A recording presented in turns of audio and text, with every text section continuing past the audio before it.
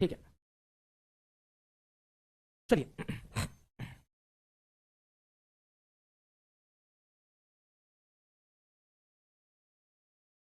Start करें। चलो देखो मेरे प्यारे बच्चों, तो आप लोग पढ़ रहे थे कल जब हमने लास्ट टॉपिक छोड़ा था, तो टॉपिक का नाम था आइसोथर्मल प्रोसेस। समतापी प्रक्रम में आपने मुझसे कहा था कि टेम्परेचर कांस्टेंट होता है, तापमान में परिवर्तन नहीं होता है। पहली बात आपने मुझसे कही थी। दूसरी बात आपको याद हो, आपने कहा था जब टेम्परेचर कांस्टेंट होता है तो पीवी इक्वल टू कांस्टेंट होता है और पीवी के इनवर्सली प्रोपोर्शनल होता है, यानी प्रेशर और वॉल्यूम एक दूसरे के व्यतिक्रमानुपाती होते हैं। थर्मल प्रोसेस समतापी प्रक्रम जिसके अंदर है, तो इंटरनल एनर्जी में चेंज भी जीरो होगा, यानी आपके आंतरिक ऊर्जा में परिवर्तन जीरो होगा। अगर आपसे पूछा जाए कि इनमें से कौन सी प्रोसेस में, कौन से प्रक्रम के अंतर्गत इंटरनल एनर्जी में चेंज जीरो होता है, आंतरिक ऊर्जा में परिवर्तन जीरो होता है, तो आप सीधे से मुंह उठा के बोल देंगे आइसोथर्मल प्रोसेस, क्योंकि आइसोथर्मल प्रोसेस के अंदर समतापी प्रक्रम में डेल्टा टी जीरो है तो डेल्टा यू भी जीरो होगा। इसके अलावा क्वेश्चन मैंने आपसे कहा था कि इसके अंदर स्लोप की वैल्यू, ढाल कितना होता है, नेगेटिव होता है, ग्राफ कैसा बनता है, पैराबोलिक बनता है, यानी परवलयाकार इसका क्या बनता है, ग्राफ बनता है। इतनी बातें आप कर चुके थे, पर मैं आपसे जानना चाहता हूं कि मुझे ये बताओ कि क्या आइसोथर्मल प्रोसेस वास्तविकता में एग्जिस्ट भी करती है कि ऐसी बकवास है? आइसोथर्मल प्रोसेस समतापी प्रक्रम एग्जिस्ट भी करती है कि ऐसे ही हम पढ़े जा रहे हैं, ऐसे ही पढ़ने में लगे हुए हैं? आइसोथर्मल प्रोसेस नाम की कोई चीज होती है हमारी फिजिक्स में? और होती है तो मुझे एक आध एग्जांपल दे देना भाई, पढ़े लिखे बच्चे हो, अगर आप अंगूठा छाप नहीं हो तो जरा एक एग्जांपल दे देना आइसोथर्मल प्रोसेस का। समतापी प्रक्रम रोजाना जिंदगी में कहां होता है, जरा मुझे बताइए। चलो जी, हम बात करते हैं कि होती भी है कि नहीं होती है, कि फालतू की बकवास हम पढ़ रहे हैं। Using first law of thermodynamics, first law of thermodynamics, first law of thermodynamics यानी ऊष्मागतिकी का प्रथम नियम, हिंदी में पूरा ही लिखना पड़ता है, ऊष्मागतिकी का प्रथम नियम, जो आपने कल पढ़ा था। और आपको याद होगा, आपने मुझसे कहा था कि फर्स्ट लॉ ऑफ थर्मोडाइनमिक्स बोलता है कि डेल्टा क्यू का मान किसके बराबर होता है, डेल्टा डब्ल्यू प्लस में क्या होता है, डेल्टा यू के बराबर होता है। क्या बात ठीक है? क्या बात ठीक है? चलो भैया जी, ठीक है, आपकी बात मान ली कि डेल्टा क्यू की वैल्यू किसके बराबर है, delta W plus delta U के बराबर है। चलिए बात मान ली आपकी, डेल्टा क्यू किसके बराबर है, delta W plus delta U के बराबर है। क्या आप जानते हो कि समतापी प्रक्रम में ये वाली चीज जीरो हो जाती है?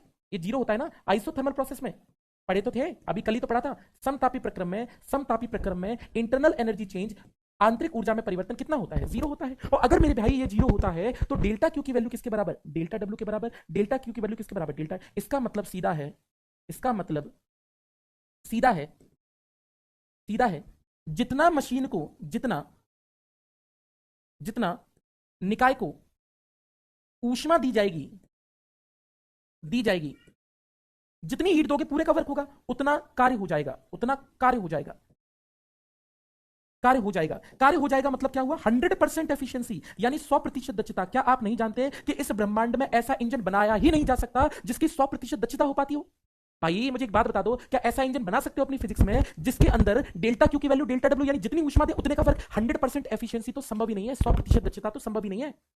पर आइसोथर्मल तो बोल रहा है कि 100% होगी, और जब 100% संभव नहीं है, इसका मतलब आइसोथर्मल प्रोसेस होने का सवाल ही पैदा नहीं होता। और ऐसा संभव ही नहीं है हमारी फिजिक्स में, ऐसा नहीं हो सकता, ऐसा नहीं हो सकता, नहीं हो सकता, मतलब पागल बनाया जा रहा है। Isothermal practically do not exist, practically it do not exist, यानी वास्तविकता में ये नहीं पाई जाती, वास्तविकता में, वास्तविकता में ये नहीं होती, वास्तविकता में तो ये प्रोसेस होती नहीं है। होगी कहां से भाई साहब, डेल्टा क्यू डेल्टा डब्ल्यू के बराबर हो ही नहीं सकता, और यहां पर तो डेल्टा क्यू डेल्टा डब्ल्यू के बराबर बन रहा है। पर अगर आप चाहते हैं, आप फिर भी आइसोथर्मल यानी समतापीय चाहते हैं, फिर भी आप चाहते नहीं भैया हमें तो चाहिए ये, चाहते हैं, तो process should be very very small, very very small, प्रक्रिया बहुत धीमी होनी चाहिए, बहुत धीमी हो। जितनी भी चीजें इस दुनिया में दिख रही हैं जो बहुत धीरे धीरे घंटों में हो पा रही हैं, ऐसी प्रक्रिया को आइसोथर्मल समतापी प्रक्रम बोल सकते हैं, पर वो भी 100% आइसोथर्मल नहीं होती है। समतापी वास्तविकता में प्रैक्टिकली व्यवहारिक रूप से तो पाई नहीं जाती है। बस ये समझ लो कि हम इसको पढ़ते जरूर हैं। आइसोथर्मल प्रोसेस अगर आप चाहते भी हो तो जितना ज्यादा धीरे करोगे उतना ज्यादा आप आइसोथर्मल के पास पहुंचोगे। और ऐसी प्रोसेस का एग्जाम्पल की बात लेकर चलूं तो एग्जाम्पल इसका होता है, जैसे हमने आपसे कहा फेज चेंज। फेज चेंज का मतलब होता है अवस्था परिवर्तन, और अवस्था परिवर्तन की बात करें तो अवस्था परिवर्तन के उदाहरण की बात करूं, जैसे मैंने कहा सर जी आइस से वाटर बन रहा है, तो जब आइस से वाटर बन रहा है तो भूल तो नहीं गए आइस का टेम्परेचर जीरो होता है और वाटर का टेम्परेचर भी कितना होता है, जीरो होता है। आप जानते हैं जब भी अवस्था परिवर्तन होता है, फेज चेंज होता है, तो टेम्परेचर में कोई चेंज नहीं होता। बर्फ से पानी बनना बहुत धीमी प्रक्रिया है, बहुत स्लो प्रोसेस है। और इस तरीके से आप ऐसी प्रोसेस के एग्जांपल अगर आपसे पूछा जाए कि इनमें से कौन सा एग्जांपल आइसोथर्मल प्रोसेस का है, समतापी प्रक्रम का है, तो आप कह देंगे बर्फ से पानी बनना कौन सी प्रोसेस है, आइसोथर्मल प्रोसेस है। पानी से भाप बनना कौन सी प्रोसेस है, आइसोथर्मल प्रोसेस है, समतापी प्रक्रम है। और ये सभी एग्जांपल उसी के अंतर्गत आते हैं, उसी के अंडर में आते हैं,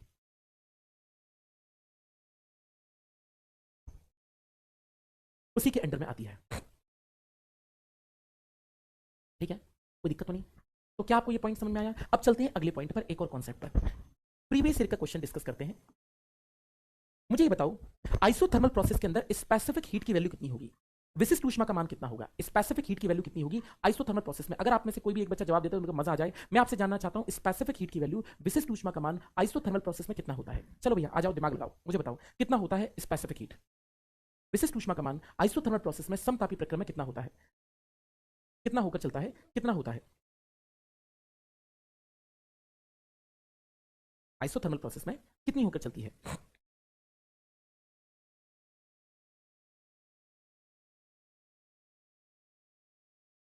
तो अगर मैं बोलूं कि कितनी प्रोसेस होती है, अगर मैं इसको बताना चाहता हूं तो मेरे भाई मैं आपको बताऊं कितनी होती है। तो स्पेसिफिक हीट का फॉर्मूला, विशिष्ट ऊष्मा का फॉर्मूला Q बटा M इंटू डेल्टा टी होता था। अगर आप नहीं बोल रहे Q बराबर M एस डेल्टा टी, है ना। या आप ऐसे अगर सीपी वाला फॉर्मूला लिखे तो उससे भी लिख सकते हैं, ठीक है। तो ये होगा, हमें इस बात से मतलब है कि नीचे की तरफ डेल्टा टी आ रहा है। और अगर आप जानते हैं तो यहां पर जब हम आइसोथर्मल प्रोसेस की बात करते हैं तो यहां डेल्टा टी का मान कितना है, 0 है, और नीचे 0 पुट करोगे तो एस की वैल्यू इन्फिनिटी होगी। तो अगर आपसे पूछा जाए विशिष्ट ऊष्मा की मान कितना होता है, स्पेसिफिक हीट की वैल्यू कितनी होती है, तो आप मुंह उठा के आंसर लिख देंगे कि इन्फिनिटी इसकी वैल्यू होती है। तो विशिष्ट ऊष्मा का मान स्पेसिफिक हीट की वैल्यू आइसोथर्मल प्रोसेस के लिए कितनी होती है, इन्फिनिटी होकर चलती है। बताओ, किसी को कुछ पूछना हो तो आप मुझसे पूछ सकते हैं। क्या आपको बात क्लियर हुई? सर प्लीज एक बार अपने रिकॉर्डेड बैच की बता दीजिए कैसे लेना है। संजना भागोर ट्रिपलिंग फिजिक्स पर चले जाओ और वहां पर जाकर आपको मिल जाएगा, ठीक है। वहां लिखा होगा बाकायदा कि ये बैच 16 सितंबर तक है। ट्रिपलिंग फिजिक्स ऐप पर जाकर आप उसमें देख लीजिएगा, ठीक है। तो अगर मैं बात लेकर चलूं तो इसको हम क्या लिख सकते हैं, S equal to Q upon M delta T लिख सकते हैं, जो भी इसके अंतर्गत क्या है बच्चों आके चलता है। अब एक पॉइंट और रह गया है कि इसके अंदर किया गया कार्य कितना होगा। कभी हो सकता है बाई चांस ऐसा कोई क्वेश्चन पूछ ले, तो mu into R into T, यहां पर फॉर्मूला वर्क का आइसोबैरिक प्रोसेस के अंदर समदाबी प्रक्रम के अंदर वर्क डन का फॉर्मूला W बराबर P into V2 minus V1 था। आइसोकोरिक प्रोसेस में सम आयतनिक प्रक्रम के अंदर वर्क डन यानी किया गया कार्य 0 था क्योंकि V1 बराबर V2 था। और अगर मैं बात करूं इस वाली प्रोसेस में आइसोथर्मल में किया गया कार्य का फॉर्मूला W बराबर mu into R into 2 into log base of P1 upon में P2 इसका फॉर्मूला होता है। तो अगर मैं इसकी बात लेकर चलूं तो P1 अपॉन P2 इसकी वैल्यू निकल कर आती है। मुझे बताना, एक मिनट दीजिएगा। हेलो, हाँ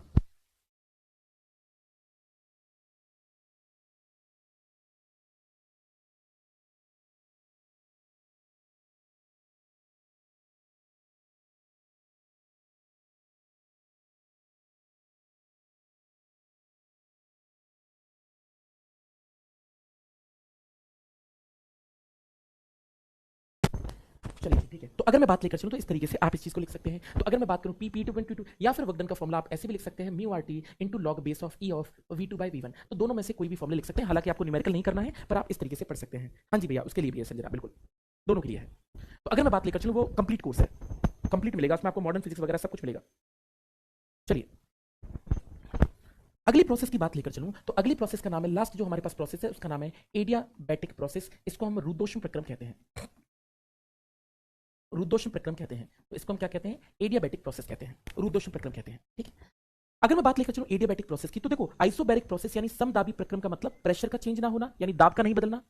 आइसोकोरिक प्रोसेस का मतलब सम आयतनिक प्रक्रम का मतलब वॉल्यूम का यानी आयतन का ना बदलना। आइसोथर्मल का मतलब टेम्परेचर यानी तापमान का ना बदलना। और लास्ट प्रोसेस इसका नाम है एडियाबैटिक प्रोसेस, जिसको हम बोलते हैं रुद्धोष्म प्रक्रम। और इसका मतलब होता है कि आपकी ऊष्मा यानी कि there is no exchange of heat, there is no exchange of heat, there is no exchange of heat with the environment. वातावरण के साथ ऊष्मा का कोई आदान प्रदान नहीं होता, मतलब डेल्टा क्यू 0। वातावरण के साथ, वातावरण के साथ कोई ऊष्मा का आदान प्रदान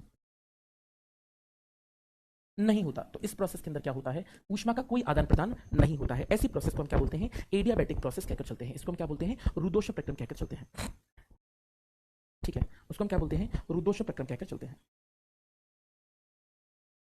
ठीक है। चलिए अगली प्रोसेस, तो जिसके अंदर डेल्टा क्यू 0 हो यानी क्यू कांस्टेंट हो, ऊष्मा ना बदले, तो सिस्टम की हीट ना बदले, ऐसे इसको बोलते हैं। या फिर आप इसको बोल सकते हैं डेल्टा क्यू का मान किसमें हो, 0 हो। ऐसी प्रोसेस कहलाती है एडियाबैटिक प्रोसेस, जिसके अंदर ऊष्मा में कोई बदलाव नहीं होता। जैसे अभी तक जो हम इक्वेशन लिख रहे थे, तो P directly proportional to T, V directly proportional to T, P inversely proportional to V, P V के व्युत्क्रमानुपाती, P T के समानुपाती, V T के समानुपाती। ऐसे कैसे पहचाने कि ये किसकी इक्वेशन है, तो यहां फॉर्मूले थोड़े अलग होते हैं, इनको आप जरूर याद रखें। P इंटू V की power gamma equal to constant, पहली इक्वेशन होती है इसकी।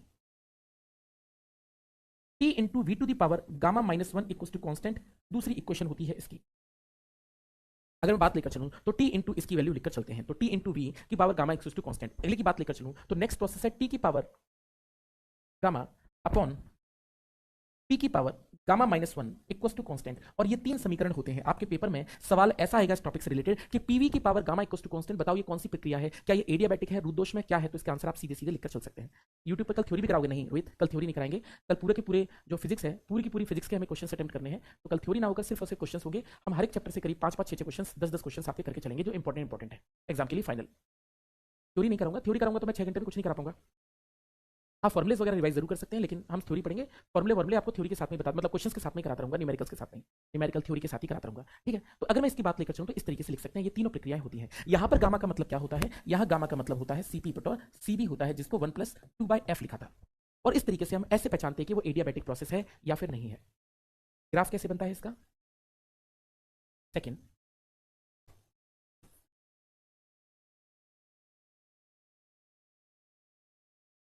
हमें ग्राफ किसका बनाना है? इस वाले से अगर मैं लिखूं तो मुझे पता है पी वी के व्युत्क्रमानुपाती है, इसका ग्राफ बनना है। तो अगर मैं पी का ग्राफ और वी का ग्राफ बनाऊं तो ये ग्राफ कैसा बनेगा? ऐसा ही बनेगा। ऊपर वाला ग्राफ है आइसोथर्मल का, समतापीय का, और नीचे वाला जो ग्राफ है वो है एडियाबैटिक का। अब आप बोले सर ये कैसे पहचाना कि नीचे वाला ग्राफ इसका है? बेटा मुझे एक बात बताओ, अगर पी वी के व्युत्क्रमानुपाती है तो हमने ये बनाया, अगर पी वी स्क्वायर के होता तो ज्यादा तेजी से वैल्यू घट रही होती ना, ज्यादा तेजी से आंसर घट रहा होता। अगर पी की inversely proportional to V cube कर दूं तो ग्राफ और नीचे चला जाएगा। अगर P inversely proportional to V की पावर 4 कर दूं तो ग्राफ और नीचे चला जाएगा। मैथमेटिक्स अगर आप थोड़े से पढ़े हो तो आपको याद होगा पी और वी का ग्राफ जो बनता है वो परवलय आकार बनता है, प्रोजेक्ट मतलब पैराबोलिक बनता है, और जितनी ज्यादा वी की पावर बढ़ाते चले जाओगे उतना ज्यादा ग्राफ नीचे चला जाएगा। ये आइसोथर्मल था, वो था सिर्फ P inversely proportional to V, जबकि यहां पर एडियाबैटिक में ग्राफ क्या है? Inversely proportional to V to the power gamma, और गामा की वैल्यू कुछ भी हो सकती है, 1.5, 1.3, 1.2, 2, 3, 4, 5 कुछ भी हो सकती है। तो इसका मतलब ये हुआ इसका ग्राफ और नीचे जाएगा। तो आइसोथर्मल का ग्राफ ऊपर बनता है और एडियाबैटिक का ग्राफ हमेशा हमेशा क्या बनता है? नीचे बनकर चलता है। हाँ जी, क्या बोल रहे हैं सर्जिकल मेथड में कितने चैप्टर होंगे? ऑलमोस्ट हम तो चाहेंगे कि पूरी फिजिक्स हो जाए, जितने भी हैं आपके सारे के सारे क्वेश्चंस को कवर अप करके चलेंगे, ठीक है। ठीक है,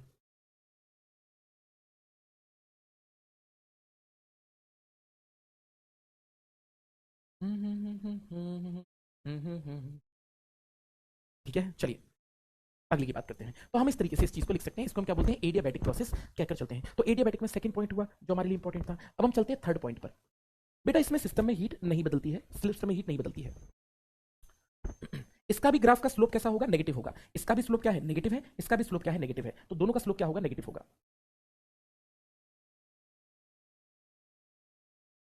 slope of graph is negative.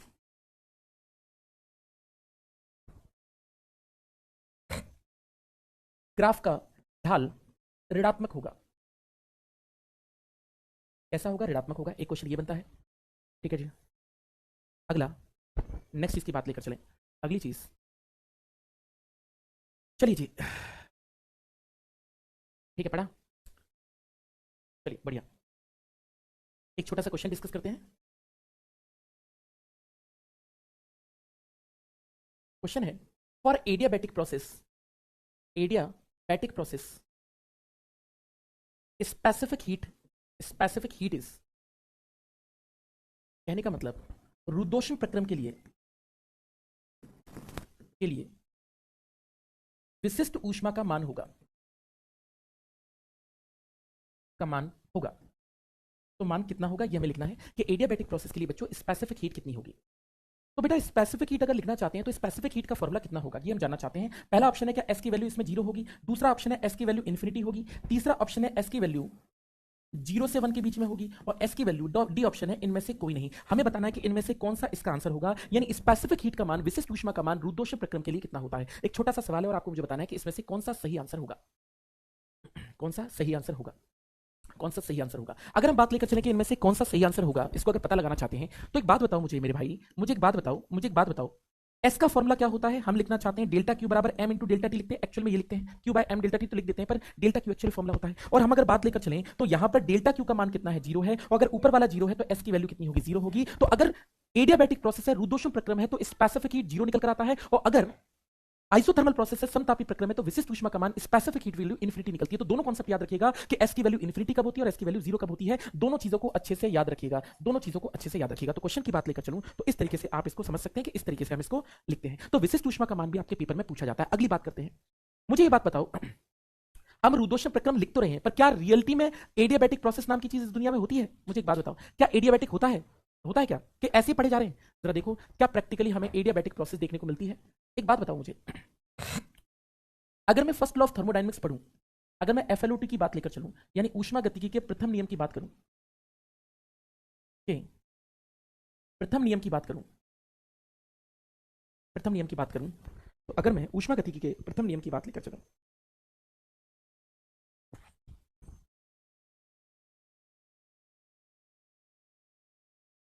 तो अगर मैं ऊष्मा गतिकी के प्रथम नियम की बात करूं, तो मुझे पता है इसका फॉर्मूला होता है डेल्टा क्यू बराबर delta W plus delta U. और आप जानते हैं कि इस वाली प्रोसेस में डेल्टा क्यू का मान कितना है? जीरो है। और जीरो है तो डेल्टा डब्ल्यू किसके बराबर है मेरे भाई? डेल्टा डब्ल्यू की वैल्यू किसके बराबर है? माइनस ऑफ डेल्टा यू है। मुझे ये बताओ कि जब आप हीट दे ही नहीं रहे तो आपका वर्क कैसे हो रहा है? मुझे ये बताओ, बिना हीट दिए, हीट तो जीरो है यहां पर, बिना हीट दिए काम कैसे हो रहा है? बिना हीट दिए, हीट दिए, हीट दिए कार्य कैसे हो रहा है? कार्य कैसे हो रहा है? कार्य कैसे हो रहा है? कार्य कैसे हो रहा है? कार्य कैसे हो रहा है? कार्य कैसे हो रहा है? कार्य कैसे हो रहा है? आपकी मोटरसाइकिल बिना फ्यूल के, बिना पेट्रोल के चल रही है क्या रोजाना जिंदगी में? मुझे बता देना। जब आपने फ्यूल ही नहीं दिया तो आपका वर्क कैसे? वर्क जीरो थोड़ी ना निकला है, वर्क निकला है माइनस डेल्टा यू के बराबर। तो वर्क निकला है ना कुछ ना कुछ। तो भाई मुझे ये बताओ ना, वर्क हो कैसे रहा है? जब आपने हीट ही नहीं दी, जब आपने इंजन को ऊष्मा ही नहीं दी, तो आपका वर्क हो कैसे रहा है? ऐसा कैसे संभव है? तो ये भी प्रैक्टिकली संभव नहीं है। ना तो आइसोथर्मल प्रैक्टिकली पाई जाती है और ना ही एडियाबैटिक प्रैक्टिकली पाई जाती है। यह संभव नहीं है, यह संभव नहीं है, यह संभव नहीं है, यह संभव नहीं है कि इंजन या निकाय, इंजन या निकाय, इंजन या निकाय बिना ऊष्मा दिए, बिना ऊष्मा दिए, ऊष्मा दिए, दिए कार्य कर जाए, दिए कार्य कर ले, दिए कार्य कर ले, कार्य कर ले। ये भी क्या है बच्चों? संभव नहीं है। ये भी हमारे लिए बिल्कुल भी पॉसिबिलिटी नहीं बनती है। हाँ जी, हाँ जी यश, हाँ जी मैराथन है द सेम पर, बिल्कुल। भाई तो ये कैसे संभव हुआ? सोचो, दिमाग में डालो कि भाई अगर आप डेल्टा क्यू बराबर delta W plus delta U लिख रहे हो और आप कह रहे हो कि आइसो एडियाबैटिक प्रोसेस में डेल्टा क्यू जीरो है, तो डेल्टा क्यू जीरो है तो डेल्टा डब्ल्यू निकला, तो डेल्टा क्यू तो जीरो ही कर दिया ना आपने, हीट तो दी नहीं, तो हीट नहीं दी तो वर्क कैसे हो गया? हमारी मोटरसाइकिल बिना फ्यूल डाले कैसे चल रही है? ये तो संभव ही नहीं है। तो ये प्रैक्टिकली संभव नहीं है, एक्चुअली में ये प्रैक्टिकली संभव नहीं है। लेकिन लेकिन लेकिन हम चाहते हैं जबरदस्ती कि रुद्धोष्म प्रक्रम बने, रुद्धोष्म प्रक्रम बने हो, यानी एडियाबैटिक प्रोसेस हो, तो process should be very very fast, process should be very very fast, should be very very fast, very very fast. आप याद रखो, एडियाबैटिक को पहचानने का सिंपल सा तरीका यह है कि रोजाना जिंदगी में जो बहुत तेजी से होता है उसको हम क्या बोलते हैं? एडियाबैटिक। और जो बहुत स्लो होता है उसको हम क्या बोलते हैं? Isothermal process. रोजाना जिंदगी में पहचानना बहुत सिंपल है। मैं आपसे बोलूं टायर फट गया, कौन सी प्रोसेस है? तो टायर क्या ऐसे फटाओगे?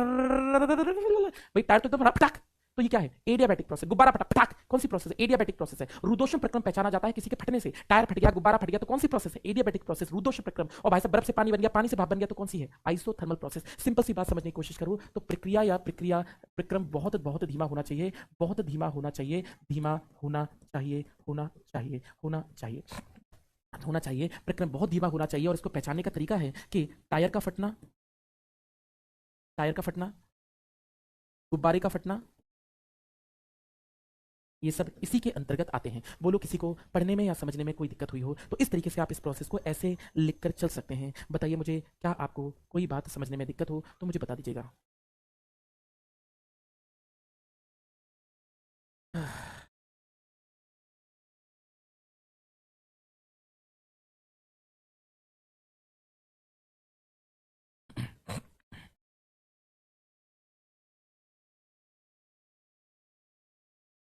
ठीक है।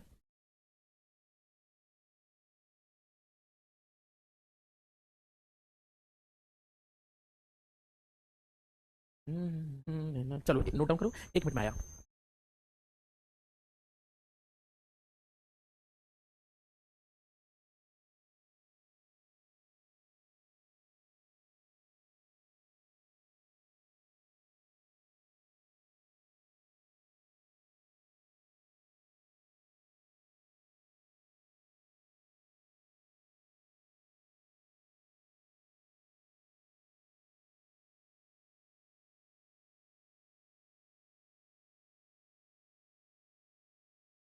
चलिए। हाँ जी रजनी, तो बहुत फास्ट होगी तो एडियाबैटिक होगी और बहुत स्लो होगी तो क्या होगी? आपकी आइसोथर्मल होगी। स्लो नहीं, फास्ट। हाँ जी। हाँ।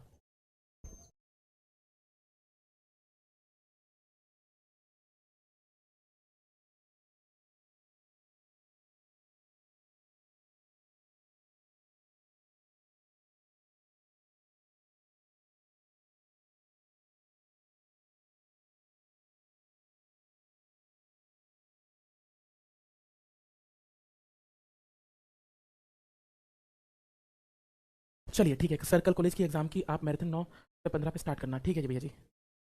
ठीक है जी, देखते हैं, ठीक है। चलिए, तो हम ये चाहते हैं कि भैया जी बहुत, हाँ ये हमने धीमा लिखना, बहुत फास्ट लिखना था, बहुत तेज होनी चाहिए। तो अगर मैं बात लेकर चलूँ तो बहुत तेज होनी चाहिए, तो ये हम क्या कहलाती है, इससे कह के चल सकते हैं। चलिए एक छोटा सा क्वेश्चन और डिस्कस कर रहा हूँ, ये भी आपको बुक्स में मिल जाएगा और जो बहुत बढ़िया क्वेश्चन में से एक है। आपको ये क्वेश्चन चौंकाने वाला जरूर मिलेगा। जरा क्वेश्चन डिस्कस करते हैं। When a tyre burst the temperature of gas nearby, जब टायर फटता है तो आसपास की गैस का ताप ए ऑप्शन इंक्रीज हो जाता है, बी ऑप्शन डिक्रीज हो जाता है, सी ऑप्शन रिमेन सेम रहता है और डी ऑप्शन इनमें से कोई नहीं। तो अगर मैं बात लेकर चलूं तो इस तरीके से होगा। तो अगर मैं बात लेकर चलूं तो बढ़ता है, घटता है, वही रहता है और इनमें से कोई नहीं। तो कुल मिला के ये बनते हैं ऑप्शंस। जरा मुझे बात लेकर चलें कि आपको बताना है कि इनमें से क्या सही होगा। क्या आपने ऐसा कोई क्वेश्चन अपनी प्रीवियस में कभी जिंदगी में सॉल्व किया है? जरा मुझे बताएंगे एक बार। चलिए, क्या लगता है कि आसपास की गैस का जो टेम्परेचर होता है उस पर क्या फर्क पड़ता है? क्या आसपास की गैस का टेम्परेचर बढ़ जाता है? क्या आसपास की गैस का टेम्परेचर कम हो जाता है? क्या लगता है? देखो मैं आपको बताता हूं क्या होता है। एक बात समझो, इस क्वेश्चन को लिखना चाहते हैं तो सुनना। पहली बात तो ये समझो कि टायर का फटना मतलब एडियाबैटिक प्रोसेस का होना, यानी रुद्धोष्म प्रक्रम का होना। अगर एडियाबैटिक प्रोसेस है, रुद्धोष्म प्रक्रम है, तो रुद्धोष्म प्रक्रम है, इसका मतलब यह है कि डेल्टा क्यू, मतलब फॉर्मूला क्या था, डेल्टा क्यू बराबर delta W plus delta U. First law, delta Q यहां पर कितना है, जीरो है, और डेल्टा डब्ल्यू बराबर कितना है, माइनस का डेल्टा यू है। ये delta W minus delta U बता क्या रहा है? मुझे एक बात बताओ, वर्क का प्लस होना मतलब क्या? वर्क का प्लस होना मतलब क्या? कार्य अगर प्लस है तो इसका मतलब क्या है? जब हम काम करते हैं तब वर्क प्लस होता है, या जब मशीन काम करती है तब प्लस होता है, यानी जब गैस कार्य करती है तब प्लस होता है? क्या चीज होती है मुझे ये बताओ। जब हम काम करते हैं तब पॉजिटिव वर्क होता है, धनात्मक कार्य होता है, या जब मशीन या निकाय कार्य करता है, गैस कार्य करती है तब प्लस होता है? तो ये क्या है, वर्क डन बाय गैस, यानी गैस द्वारा कार्य। हमने कहा था ना पूरी दुनिया काम करे हम ना काम करें, गैस द्वारा कार्य। अब मुझे ये बताओ, अगर आप सिंबल नहीं बुझे भूले हो तो minus delta U, delta U negative मतलब टेम्परेचर बढ़ेगा कि घटेगा? पन्ने पलटो और मुझे कल देखकर बताओ। हमने लिखा था कि डेल्टा यू अगर नेगेटिव है, अगर अगर अगर आंतरिक ऊर्जा में परिवर्तन नेगेटिव है, ऋणात्मक है, तो इसका मतलब क्या? तो आपने मुझसे कहा था कि जब माइनस डेल्टा यू लिखा जाएगा इसका मतलब है टेम्परेचर की वैल्यू क्या हो रही है, डिक्रीज हो रही है, यानी तापमान क्या हो रहा है, घट रहा है। तापमान क्या हो रहा है, घट रहा है। तापमान क्या हो रहा है, घट रहा है। तापमान क्या हो रहा है बेटा, घट रहा है। तापमान क्या हो रहा है, घट रहा है। इसका मतलब सिलेंडर जब फटता है, सिलेंडर नहीं, जब टायर फटता है तो टायर क्यों फटा? क्योंकि गैस ने काम किया, हमने थोड़ी ना फाड़ा है, गैस निकल गई ना बाहर। तो जब गैस ने कार्य करती है तो क्या होता है, आसपास का तापमान घट जाता है। और इसी कारण से अगर आपके पेपर में ऐसा कोई क्वेश्चन आता है तो कॉन्सेप्ट ये है, रट्टा तो आप मार ही लेते हो, आपने किया ही आज तक यही है। तो मैं आपको बात बता दूं, तो तापमान क्या होगा, घटेगा। तो अगर मैं इसकी बात लेकर चलूं तो आप ये समझ के चलिएगा, इस तरीके से करके चलते हैं, इस तरीके से करके चलते हैं।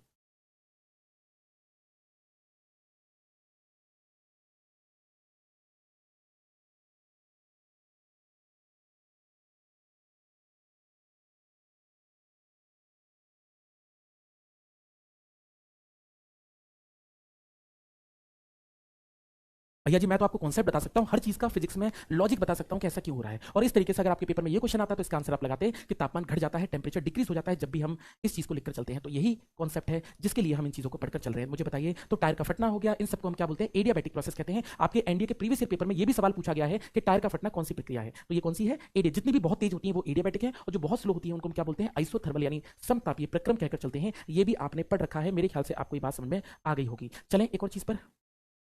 हाँ जी शिवांगी, ये वाली क्लास भी होगी मैराथन के बाद में। ये वाली क्लासेस तो होंगी क्योंकि मैराथन अलग चैनल पर है, ये अलग चैनल पर है, अलग चीज़ पर है। तो ये तो होगी है ना। नीरज सर के पे मैराथन होगी, है ना, जो उनका दा कोच वाला चैनल है, उस पर हमारी मैराथन होगी।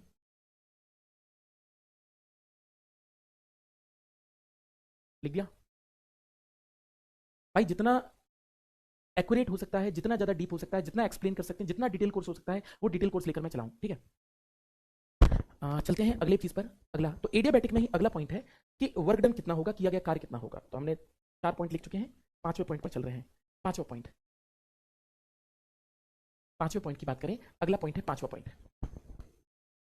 किया गया कार्य कितना होगा, वर्क डन कितना होगा। तो W बराबर कितना होगा, P1, यहां पर फॉर्मूला याद रखें, न्यूमेरिकल करके भी आ जाए, P1 by P1 minus P2V2 upon gamma minus 1। Gamma की वैल्यू आपको पता ही है, CP अपॉन CV। इस तरीके से आप इसको लिख सकते हैं। ये भी आपका सिंपल सा तरीका है। तो गामा की वैल्यू किसके बराबर है? Cp upon Cv। चलिए बोलिए भैया जी, बिल्कुल मैसेज कर लीजिएगा, कोई बात नहीं। एक और क्वेश्चन डिस्कस करें। चलो आपके साथ एक क्वेश्चन की बातचीत और करते हैं। आपके एग्जाम के लिए एक और क्वेश्चन,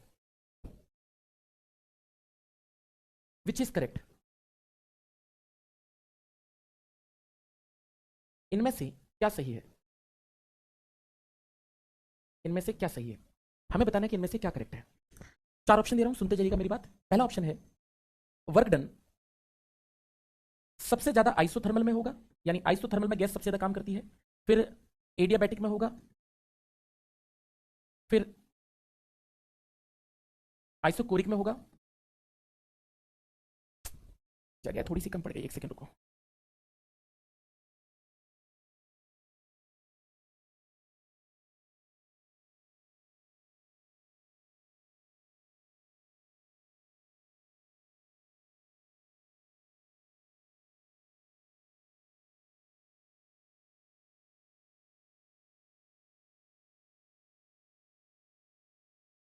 अरे राम,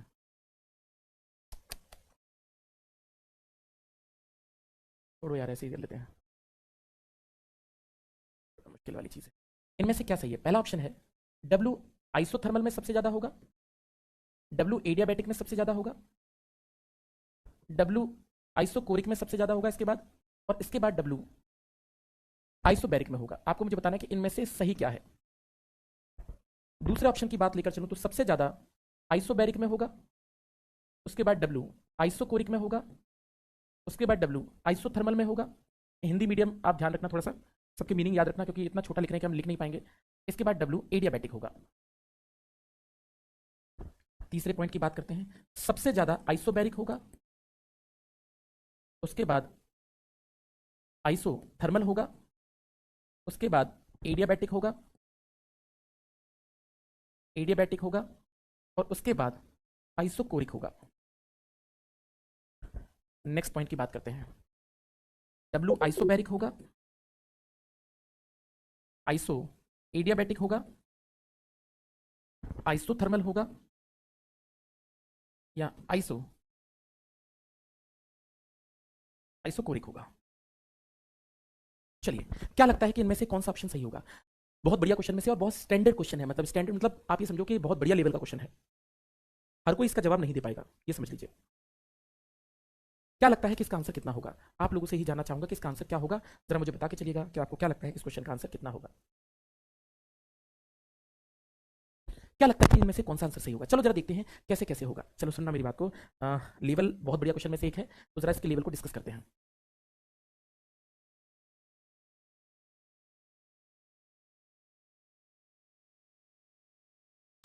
ये प्रेशर का है, ये वी का है। एरिया अंडर, ये हम पहले न्यूमेरिकल किए थे, हमने वर्क निकाला था, आपको याद हो। एरिया अंडर पीवी ग्राफ क्या बताता है? ग्राफ रिप्रेजेंट वर्क, आपको याद भी होंगे, इस पर न्यूमेरिकल मैंने करवाए हैं।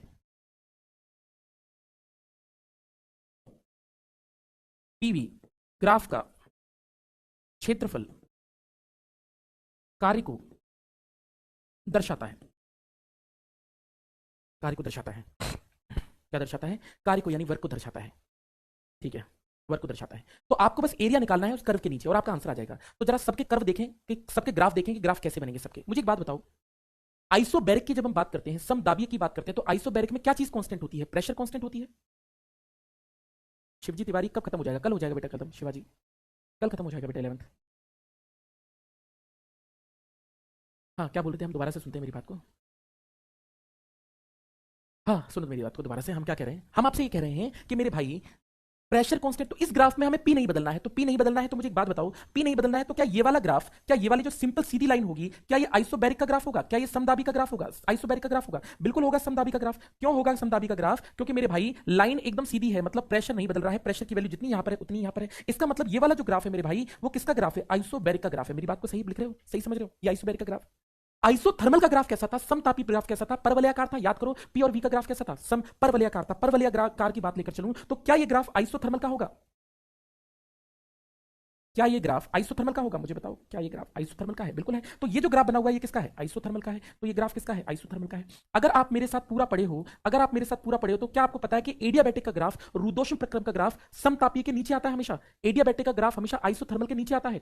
एडियाबैटिक का ग्राफ, रुद्धोष्म प्रक्रम का ग्राफ हमेशा आइसोथर्मल के नीचे आता है। और आइसोथर्मल के नीचे आता है मेरे भाई, अगर आइसोथर्मल के नीचे आता है तो क्या ये वाला ग्राफ किसका होगा? ये वाला ग्राफ किसका होगा मेरे भाई? ये वाला ग्राफ एडियाबैटिक का ग्राफ होगा।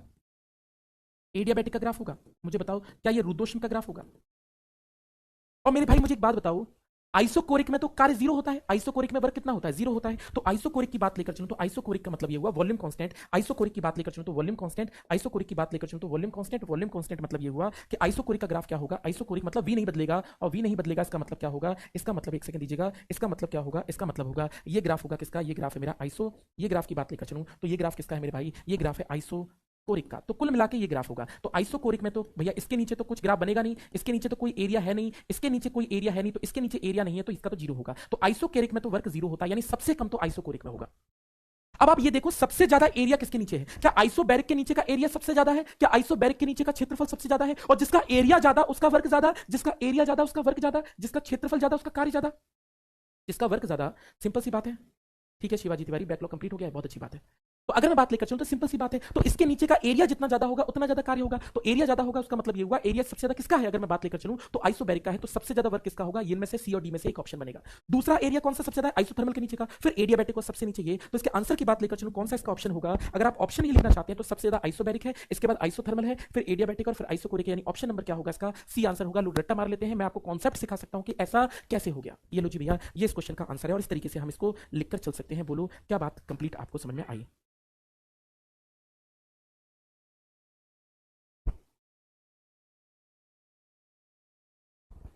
सक्षम डीओ ओझा, कल सर पूरी इलेक्ट्रिसिटी मैग्नेटिज्म करा दीजिएगा बेटा, कल तो क्वेश्चंस कराऊंगा मैं, है ना? थ्योरी नहीं कराऊंगा यार। थ्योरी में इंट्रोडक्शन, थ्योरी में तो बस फॉर्मुले फॉर्मुले बताऊंगा उनके नाम पर, बाकी तो हम पूरा का पूरा कल सिर्फ और सिर्फ क्वेश्चंस ही करेंगे।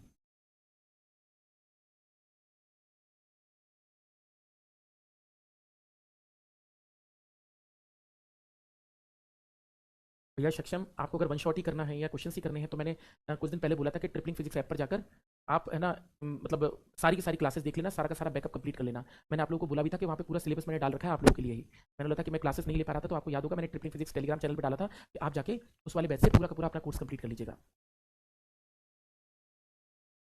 पर आप अभी तक पता नहीं क्यों इलेक्ट्रिसिटी और मैग्नेटिज्म नहीं कर पाए। कुछ बच्चे तो मेरे को मैसेज करके बोल रहे थे कि उन्होंने सिलेबस तक कंप्लीट कर लिया है पूरा का पूरा। तो इतना इंतजार मत करो यार, और इन सब चक्करों में मत पड़ो। अगर मान लो वन शॉट कर लोगे तो वन शॉट से क्वेश्चन थोड़ी ना आप पूरे के पूरे बना पाओगे भाई। आधी अधूरी नॉलेज से आप क्वेश्चन कैसे बना दोगे? आप क्वेश्चन इधर उधर घुमा दोगे, आप फेल हो जाओगे, और उल्टा गलत क्वेश्चन करके आ जाओगे, नेगेटिव मार्किंग से और गलत हो जाएगा। इससे बढ़िया एक बार पूरा प्रॉपर पढ़ो फिर वन शॉट कराओ। वन शॉट डायरेक्ट करने के लिए नहीं होते हैं, वन शॉट तब किए जाते हैं जब एक बार आप डिटेल कोर्स कर सकते हो, डिटेल चीज पढ़ चुके हो।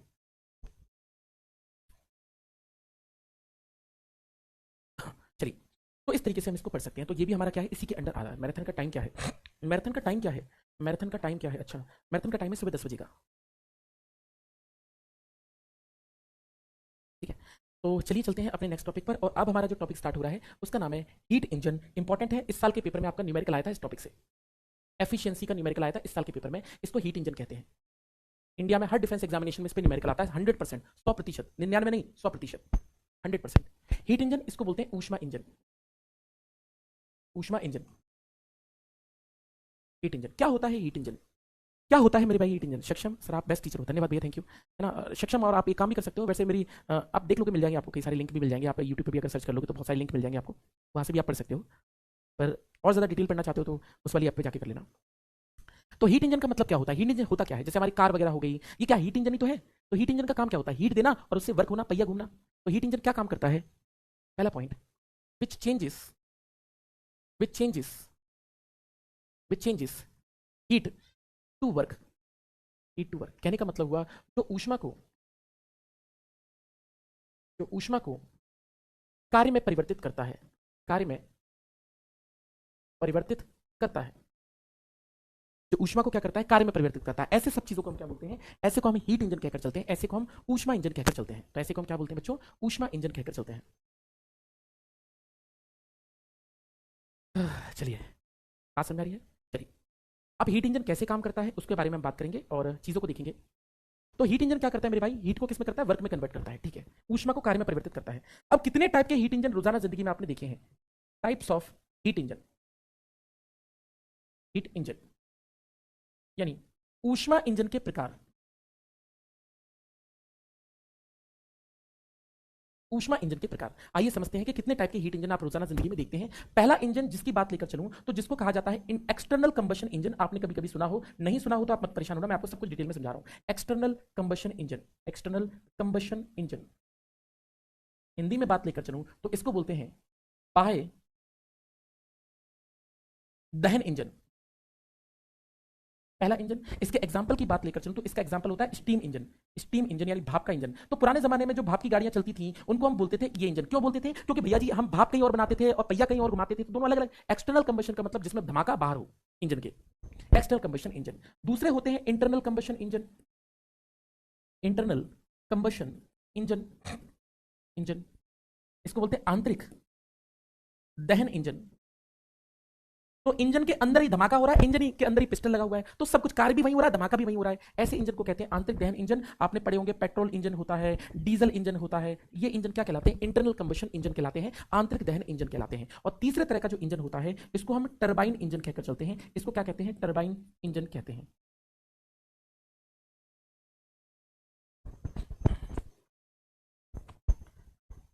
चलिए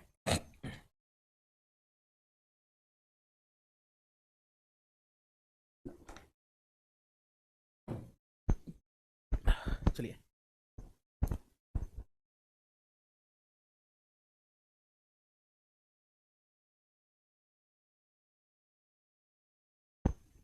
ठीक है,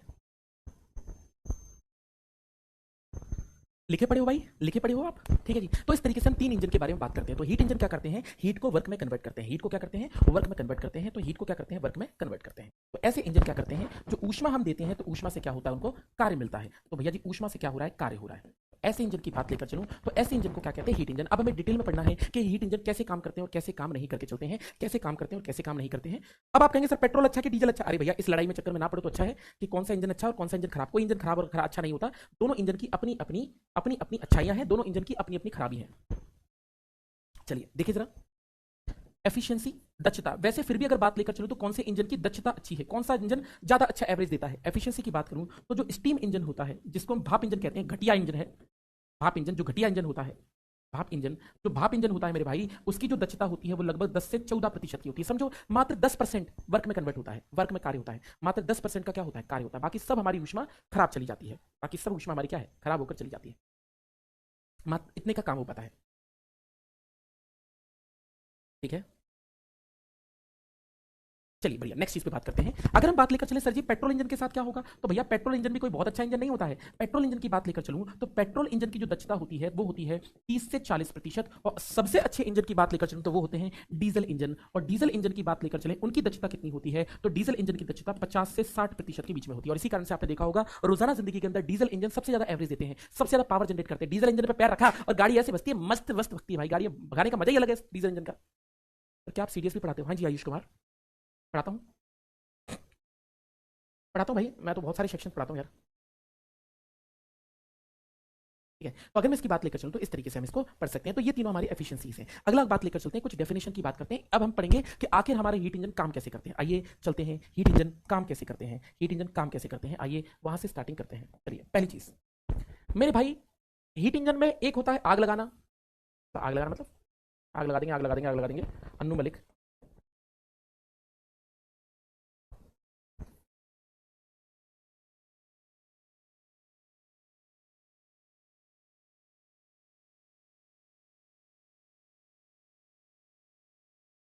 सुनिएगा मेरी बात।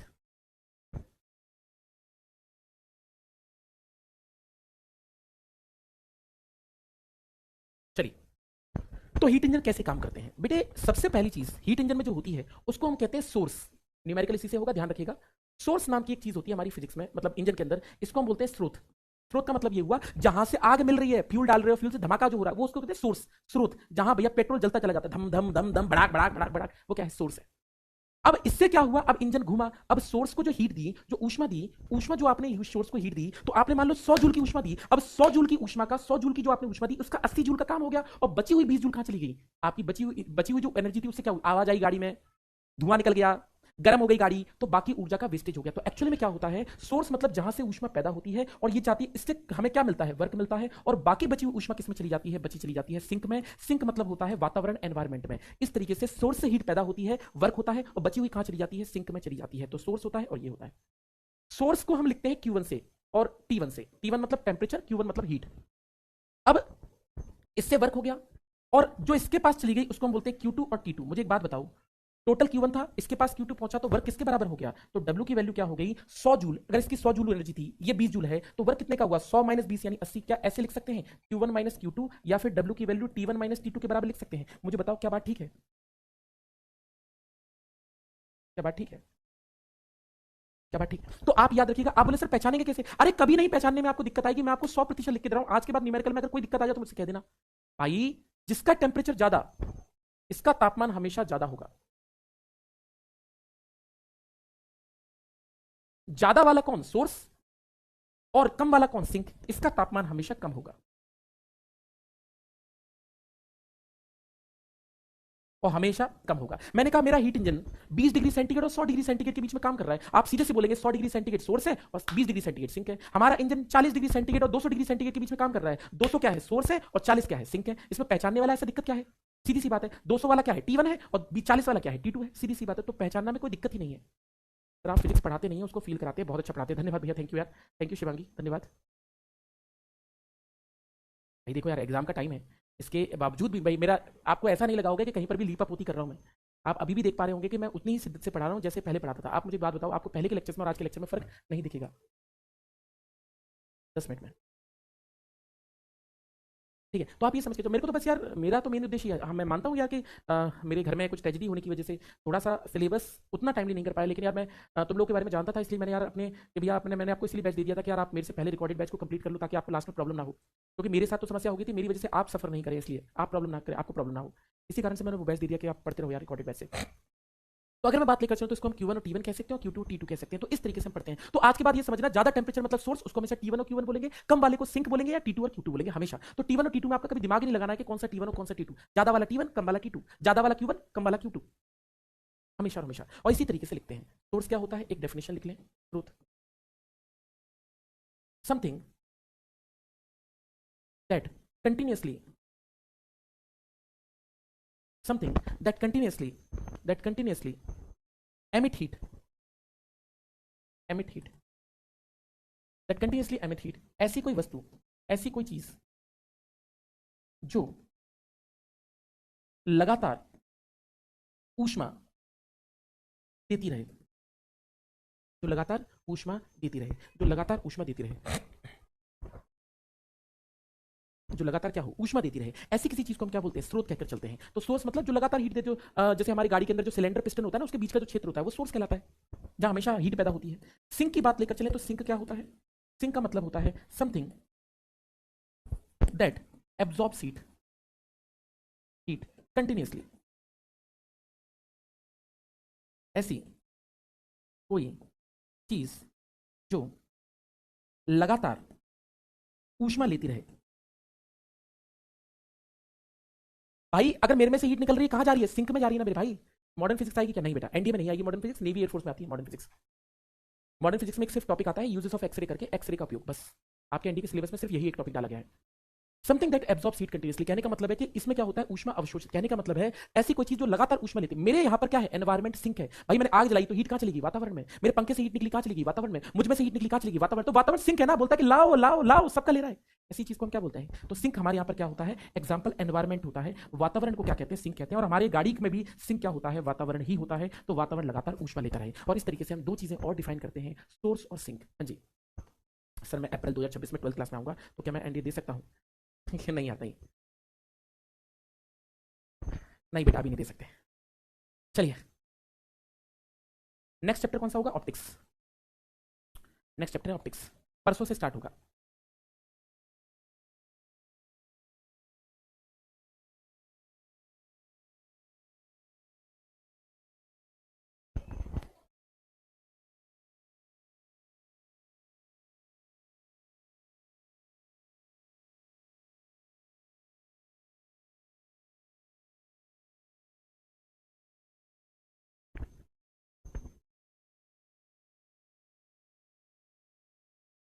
ठीक है, चलिए। तो ये हमारा सोर्स और सिंक का पार्ट है जिसके बारे में हम बात कर रहे हैं, ठीक है। तो ऐसी कोई चीज जो लगातार ऊष्मा लेती रहे, ऐसी कोई चीज जो लगातार ऊष्मा देती रहे। अगला है efficiency of Carnot engine. Efficiency of इस हीट इंजन को जो हमारे यहाँ रोजाना जिंदगी में इस्तेमाल होता है, इसको कार्नोट इंजन भी कहते हैं। कार्नोट इंजन की दक्षता, चलिए, कार्नोट इंजन की दक्षता। हो सकता है आपका चैप्टर कल ही स्टार्ट हो जाए ऑप्टिक्स का, क्योंकि ज्यादा सिलेबस नहीं रह गया है, थोड़ा सा टॉपिक और रह गया है, इसका रेफ्रिजरेटर और रह गया है बस। एफिशिएंसी ऑफ कार्नोट इंजन, देखो दक्षता कितनी होगी अगर मैं लिखना चाहता हूं तो दक्षता का फॉर्मूला क्या होता है? ईटा मतलब आउटपुट अपॉन इनपुट, इनपुट यानी निर्गत बटा निवेश। मुझे एक बात बताओ बेटा, हमारे हीट इंजन में निवेश क्या है? हीट, ऊष्मा देते हो कार्य मिलता है, ऊष्मा देते हो वर्क मिलता है, हीट देते हो वर्क मिलता है, तो वर्क हमारा आउटपुट है, इनपुट क्या है? हीट है। तो मतलब अगर मैं आउटपुट लिखूं तो क्या है? डब्ल्यू अपॉन में क्या है? क्यू। और हीट हमने Q1 लिखा था जो सोर्स से निकल रही थी। डब्ल्यू का फॉर्मूला अगर आपको याद हो तो हमने अभी लिखा था Q1 माइनस Q2 अपॉन में Q1। देख लो अगर आपको देखना हो पीछे, तो आपने लिखा है डब्ल्यू बराबर Q1 माइनस Q2। ऐसे ही तो एक फॉर्मूला हमारे पास ये बन गया जिससे हम क्या लिख सकते हैं? तो यहां से लिख सकते हैं formula 1 minus Q2 bye Q1, एक फॉर्मूला। और Q को T भी लिख सकते हैं, तो दूसरा फॉर्मूला हो गया 1 माइनस T2 बाय T1। और आपके पास दो फॉर्मूले आ गए, इसको हम इस तरीके से लिखकर चलते हैं। तो दो फॉर्मूले आपके पास आ गए। पहला दक्षता का फॉर्मूला ये, इस पर 100% न्यूमेरिकल आएगा, आप लिख लो मेरे से 100% पेपर में न्यूमेरिकल आएगा, स्क्रीनशॉट ले लो न्यूमेरिकल पे, इसके स्क्रीनशॉट ले लो कि इस वाले पेपर में इस पे तो न्यूमेरिकल आपके 100% आने वाला है। तो ईटा का फॉर्मूला क्या होता है? 1 माइनस T2 बाय T1 या फिर 1 माइनस Q2 बाय Q1।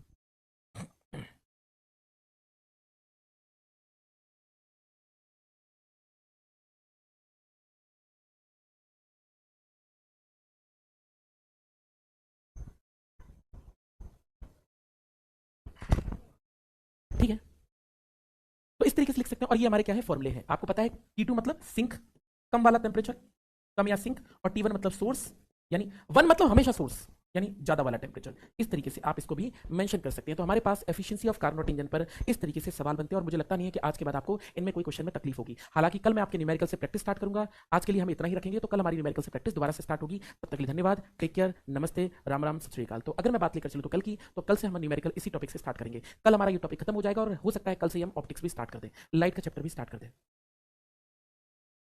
चलो ठीक है, तो जय हिंद, जय हिंद, जय हिंद, खुशी, हेलो। ठीक है, तो आज के लिए इतने, बस इतना सा।